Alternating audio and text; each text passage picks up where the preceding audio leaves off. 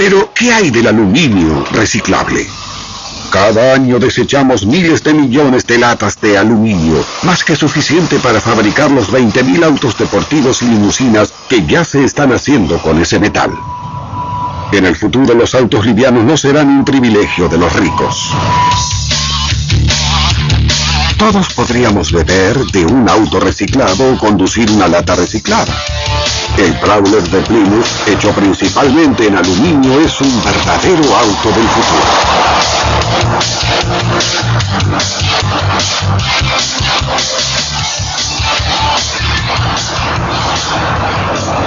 Un típico chasis de acero pesaría unos 400 kilos.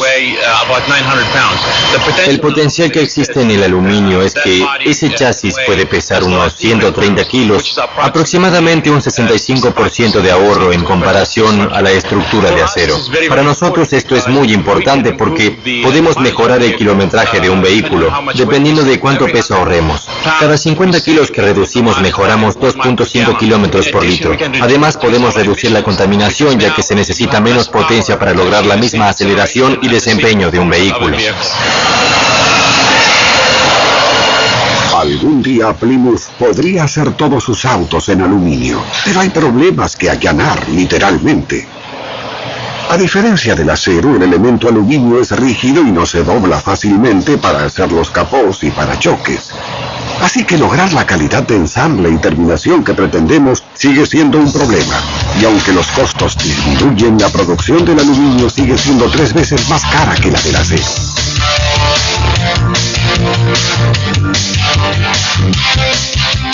Aunque el auto es fascinante, nos gustaría hacer lo mismo y lograr el mismo desempeño para un auto de mucho mayor volumen.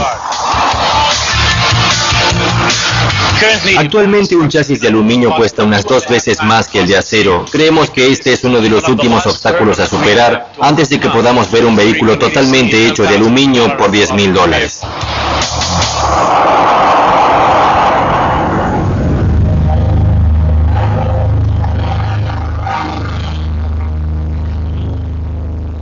Este es el P2000, el auto de aluminio del futuro. Diseñado para usar solo 1 litro de combustible por cada 40 kilómetros, está hecho casi totalmente de aluminio.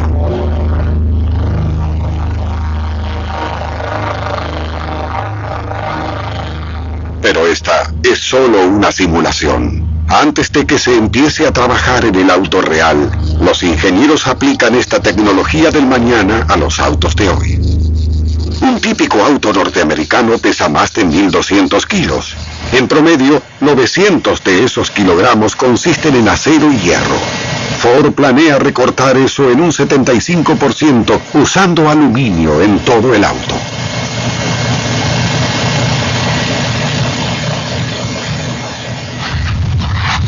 Este prototipo P2000 pesa menos de 1 tonelada, una reducción de un 40% gracias al aluminio. En ruta, recorre 25 kilómetros por litro.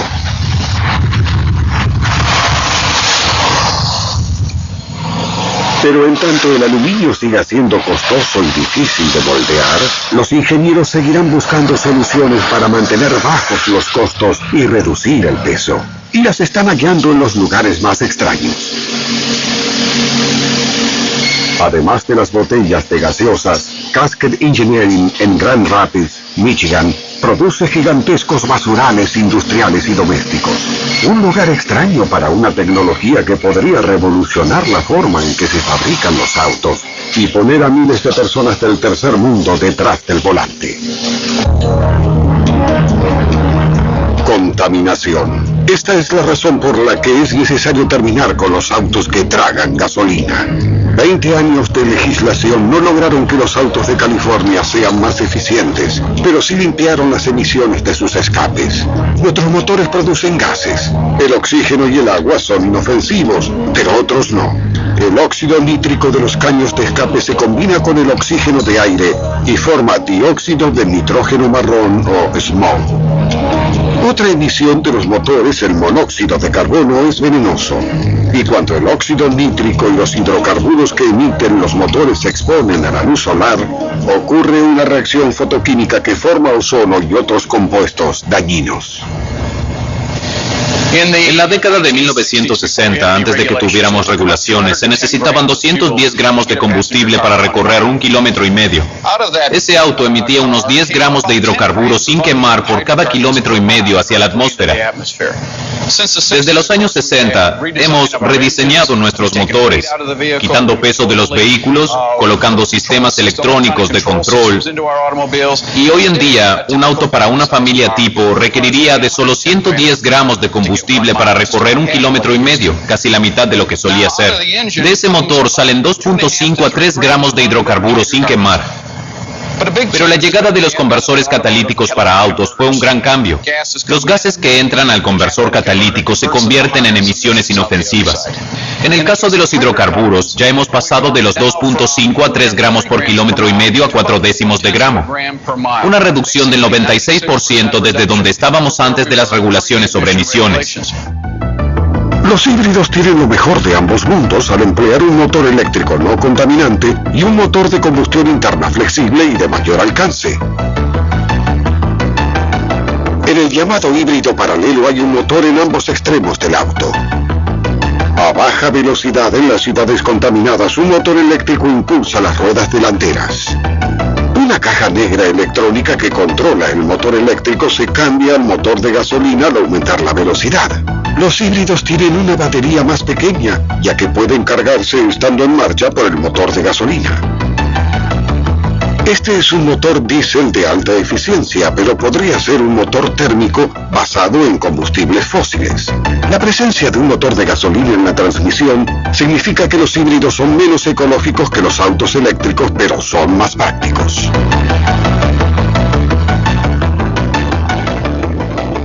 Sin embargo, no hay fabricante automotor que no esté ocupado tratando de combinar un motor de gasolina con uno eléctrico para desarrollar lo que algunos observadores están llamando los hiperautos. Este Renault posee diminutos motores eléctricos en sus ruedas traseras y bajo el capó hay un motor de gasolina a inyección directa, estilo Mitsubishi.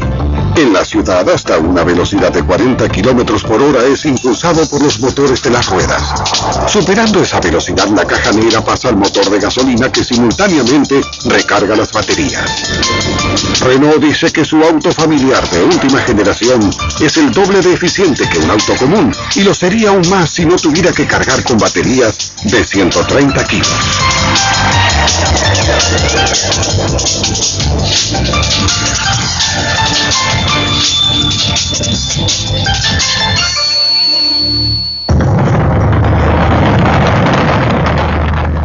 En la segunda mitad del siglo, cuando ya no sea tan fácil conseguir combustibles fósiles, llegará la era del hidrógeno.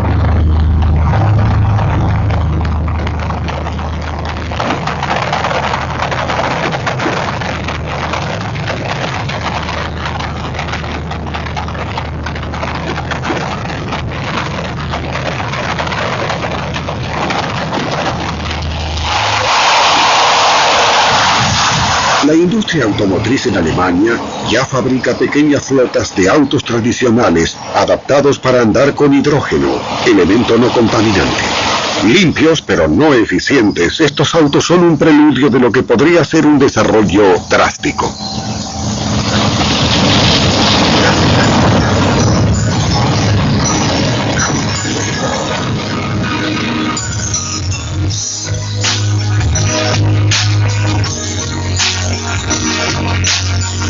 Este Toyota posee un motor eléctrico impulsado por una célula de combustible.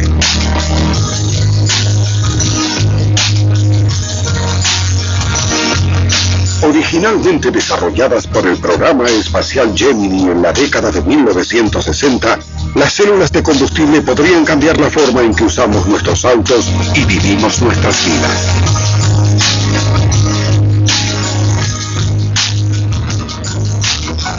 Una célula de combustible combina hidrógeno, los átomos verdes, y oxígeno, los azules, para producir electricidad. El único subproducto es el agua, tan pura que podrías beberla directamente del caño de escape. En una célula de combustible, un catalizador de platino divide los átomos de hidrógeno en protones y electrones. Los diminutos protones de la izquierda escapan al unirse con el oxígeno a la derecha para formar agua. Atrapados por una membrana, los electrones mayores fluyen hacia un motor eléctrico.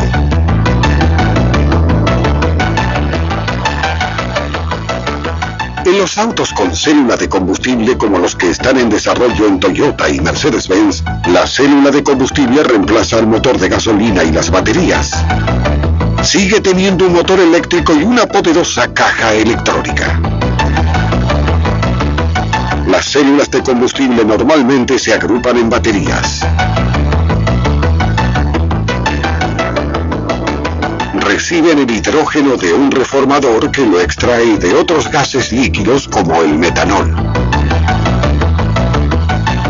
Guardar el hidrógeno a bordo sigue presentando un problema y en este momento no existe donde reabastecerse de hidrógeno.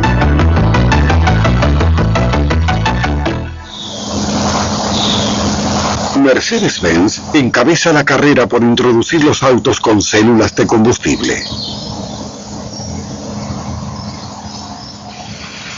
Ballard, el socio de Mercedes, ya ha desarrollado autobuses impulsados por células. Pero en Mercedes el trabajo se concentra en miniaturizar la tecnología para que quepa en los autos. Se hicieron avances espectaculares en la cantidad de energía que una célula genera en relación con su tamaño.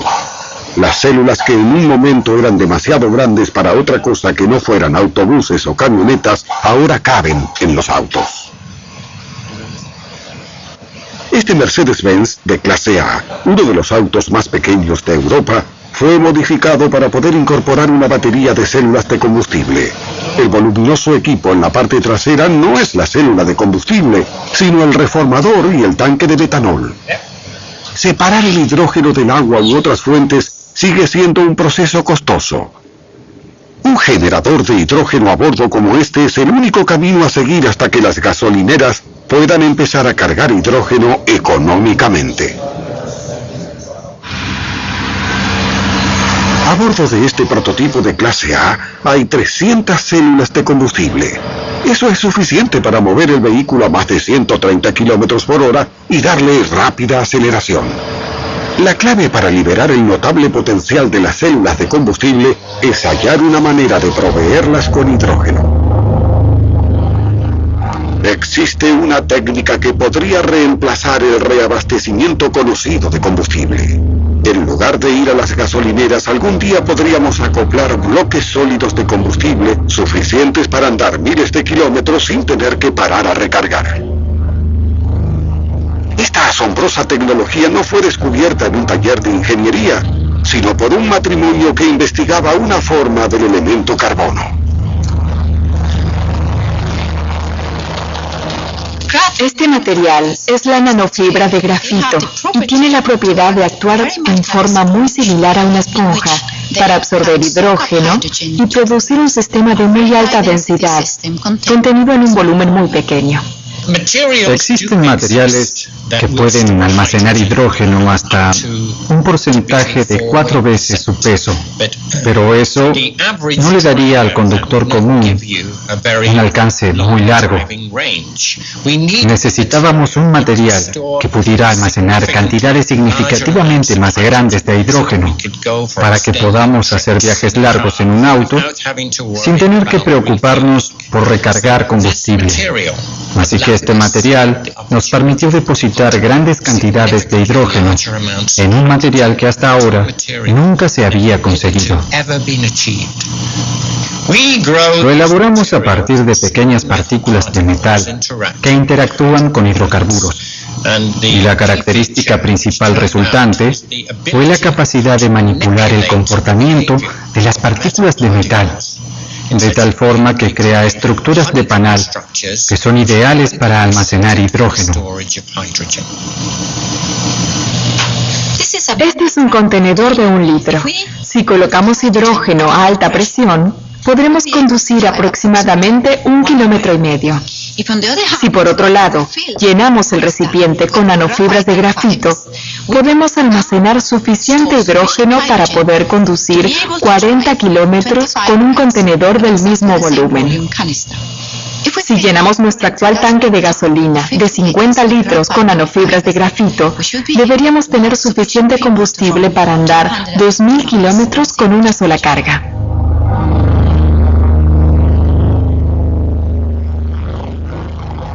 Las nanofibras de grafito podrían ser la clave, no de la próxima generación de autos, sino de la subsiguiente. Los primeros autos de la era de hidrógeno. La clave para construir estos superautos del futuro, livianos como plumas e impulsados por hidrógeno, saldrá de una alianza entre la investigación, la industria y los soñadores.